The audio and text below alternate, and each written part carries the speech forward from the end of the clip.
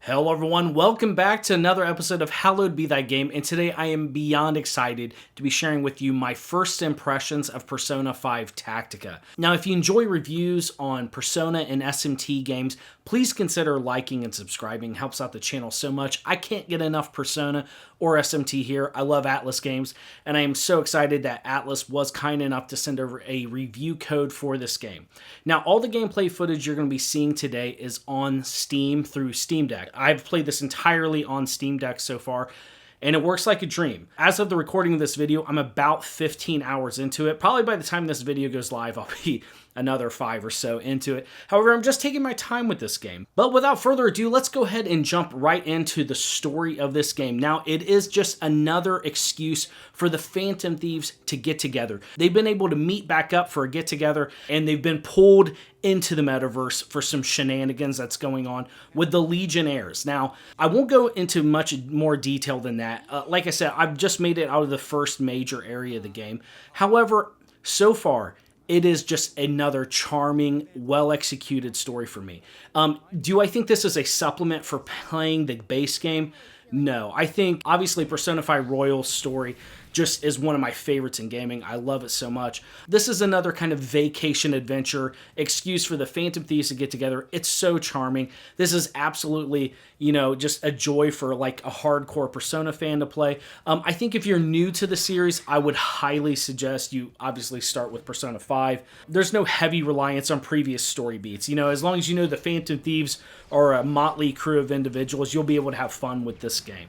Now, while that is the case, I think longtime fans of the game are going to have a great time just kind of seeing, more of the Phantom Thieves' interactions with each other. I love it. It's charming, but there's not like a huge deep cut of cast members. It's just the Phantom Thieves with a whole new ancillary story and cast that's just, pretty gripping.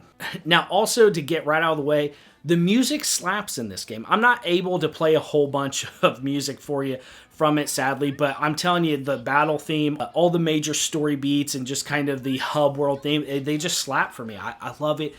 Persona 5 is just continually, in all their ancillary spinoffs even, I think they just have an incredible soundtrack. I love Strikers. I've also loved the Persona 5 dancing games, but also this game is just really keeping up that trend. And I think if you're just a fan of the tunes, you don't have anything to fear in this department. It definitely slaps. Now, I want to spend quite a bit of time to talk about the power progression for Persona 5 Tactica, because I really find it pretty fascinating. Now, for those of you who may be brand spanking new to the Persona games, they are traditionally turn-based games. There have been some spin-offs that make them dancing games or action RPGs, but this one makes it a tactical role-playing game or a strategy role-playing game. And that's effectively where you have a squad that you'll man, essentially like a Fire Emblem type game where you're looking down at a battlefield and you'll move them around, tiles and such. Now, each character will have a certain amount of tiles they might be able to move and cast an ability, and there's certain interactions you can do throughout the game that will allow you to have additional turns. Now, however, as you're gaining power in this game, traditionally in Persona games, you'll be able to go to the Velvet Room and fuse Persona that you'll pick up through maybe negotiations or win them through a battle. In this game, as you complete maps, you will get Persona. You can then take those to the Velvet Room and combine them together to get flat stat boost for your characters. Now, as you're combining these characters, they'll have different spells or abilities or passive abilities that you can pass on through fusion, and they'll usually just have 2 that you can pass on. With this, you can effectively begin to craft your own unique squad of members. You'll have an entire team of Persona users, and you can equip 1 Persona to each party member, Joker included. So for those of you who played like the mainline series, Joker can't have access to a ton of Persona right off the bat, even though you can swap characters in and out and whatnot as you're playing the game. As you equip these personas to them, not only will they have these spells attached to them, they will come with some flatline stat bonuses and modifiers for your abilities. Some of them might be better equipped to do gun damage, which is, range attacks. Some of them might have better melee damage, and they'll be better for just hitting up close. Or they'll have more spell power to where you'll be able to cast more spells with them, more HP, whatnot. So you'll be incentivized to maybe equip your bruisers, melee type characters with persona that have higher health pools or melee damage, or maybe spells or passives that are more suited to taking more damage or attacking more enemies or drawing more fire. There's a lot you can do here, and that's what I really love. Now, I'm only playing this game on normal so far, and I've not really hit a major pinch in the game. I haven't been able to delve into the DLC or anything like that, but if you do have the DLC, they come with some persona that effectively make you extremely powerful and become like, melee sponges and whatnot. Now, with those are pretty much more geared for somebody who's brand new to the game.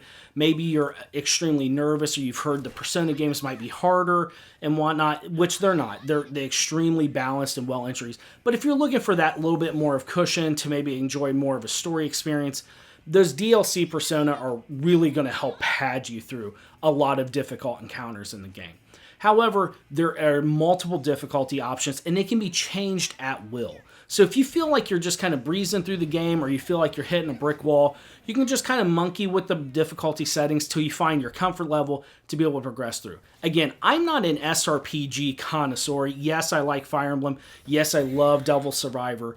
However, I think this is a great middle ground and entry point to this genre. While I may not think that the story is a great entry point for Persona 5, I think this is a banging entry point to the SRPG genre. Just the baseline mechanics and just the power level gains you can have in this are just a great indicator of how these types of games work.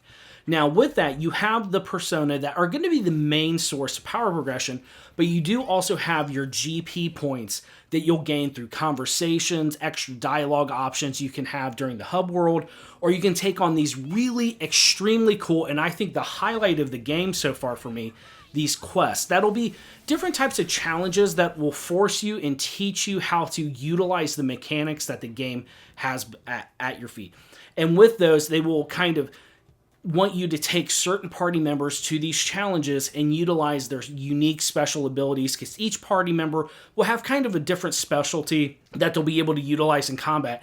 And what's so nice about these quests is that not only do they offer you a great source of power progression through GP points if you complete them, they will also help teach you how to utilize the battlefield around you and utilize the unique mechanics that each partner has. So in that, I think that as you gain power levels, these quests are an integral part of the game and a very safe, no disadvantages if you lose or anything like that. It's just a great place to learn how to utilize your characters. And I think in that sense, I would love to see more of that type of mechanics developers utilize to help teach people, so that when they go back to story mode, they can know all the tools they can utilize, in a safer place. So once you have these GP points, you'll be able to spec into maybe making a character's spell power hit harder, or maybe be able to modify certain spells to hit more targets, or modify a certain spell that a character will have to, instead of hitting multiple targets,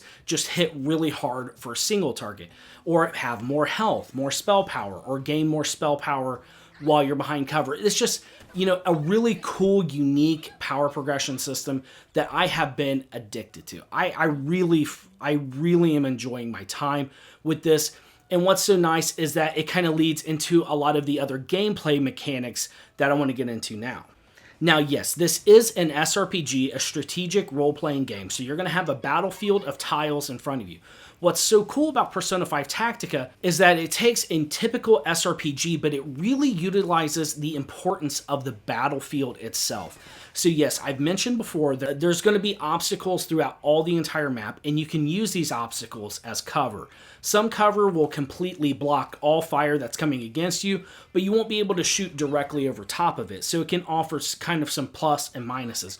Or some cover will allow you to shoot all around, but you won't be completely covered, so you'll have some damage that comes through, even though it'll be resisted some. With that battlefield, there's also going to be multiple tiers as you get further into the game that have different levels of playing field. So there might be a platform that you want to ascend so you can have the high ground. So you might have one person go out and clear snipers up on high ground, have your bruiser team on the ground kind of piercing their way to the objective or goal, which is excellent. So yes, there are different types of units you'll be fighting. Some range just from characters that will just be able to shoot one single turn, or some that will be able to shoot in an area, or you'll have giant monsters that might be able to hop over obstacles when you attack them, so it's kind of, you want to be prepared when you engage them.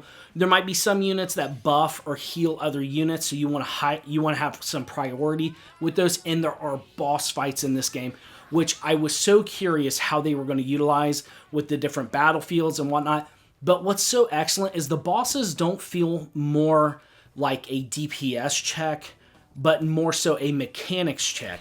And what's excellent is the big boss fights that you will come across in this game have unique mechanics. So it's not just an empowered unit that you're going to have to deal with. A boss that's going to have their own set of abilities and concerns that you're going to have to kind of work around. Really, there is so much depth, and I'm so excited to see what's further in the game. Again, I'm about 15 hours into this, but I have seen a wealth of variety in the stages. Now, I could see some complaints that there's not a ton of mob variety in the game. So far, I've run across maybe 5 or so different units you can come across. I've not felt the monotony or anything like that because there is such a uniqueness to each stage.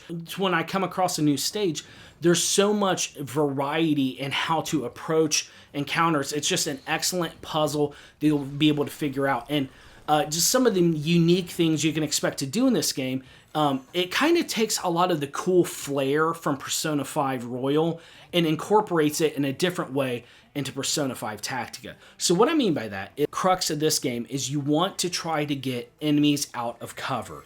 One of the best ways to do that is to have a character go up to them on the square right beside them and melee attack them, and it'll knock them out of cover. Now, they will then be susceptible to fire. If one of your other units is within range and can hit them with a gun attack, they will gain the ability to have another action, and it will down the enemy, causing them to take increased damage and effectively annihilate them in that turn. What's excellent about this is that some units don't necessarily get knocked down easily, or they're never really susceptible, so you want to hit them with a spell to put an ailment on them, open them up to follow-up attacks. Really, there is a ton of variety that I could spend an entire tips and tricks video about, but it's just been a joy to find and discover. Now, one of the most unique aspects of this game is the triple threat attack. Now, when you do down an enemy in combat, if you have your party positioned in a triangle around the enemy, they will be able to effectively nuke everything within that triangle radius. So whether the enemy's downed or not, as long as a downed enemy is within that triangle, you can unload insane amounts of damage on everyone in that triangle attack. It is extremely therapeutic for whatever reason, every time I pull that off. And it's something that you're going to want to do because there's some enemies that you just do not want to mess with or get up close to. So you're incentivized to really utilize the triple threat mechanic. Now, another really cool mechanic that I haven't been able to use as much as I want to is the follow-up attack. Now, if you have one of your party members up on a landing and you can melee attack an enemy off the landing, they will fall. If one of your party members is within radius of them as they're falling, they will gun them down in the air. It looks so cool. It's so satisfying. I can't get enough of it. This game just has so many unique mechanics, and I want more of it. I'm loving Persona 5 Tactica, if you haven't been able to tell yet. Whatever little concerns I might have with maybe the slow start to the story in the beginning is just completely washed away by the insanely fun combat and just the lovely dialogue with more of the Phantom Thieves. One of my favorite parties in all of gaming. I love it. I can't wait to dive into the rest of it, and I'll be sure to report back once I finish the game to let you know my final thoughts on it. But yes, I'm having a blast with this. I highly recommend it to you. Now, even though I do have a review copy of this, I think it's just worth noting I have picked this game up physically for the Switch because, I had to, and I picked up one of those cool little Persona 5 Tactica badges from signing up from Sega Newsletter. Anyways, yes, I'm a little bit of a fan here. But yeah, it's just a joy to play this game. It livens up the SRPG format, and really, I think it's a great entry point for newcomers to the genre. But that's just me. How about you? Have you played Persona 5 Tactica? Are you going to pick it up? Are there any SRPG fans watching? Let me know down in the comments. Like this video if you liked it, and subscribe for more Persona and Atlas content. I wish you all the best, and I'll see you next time.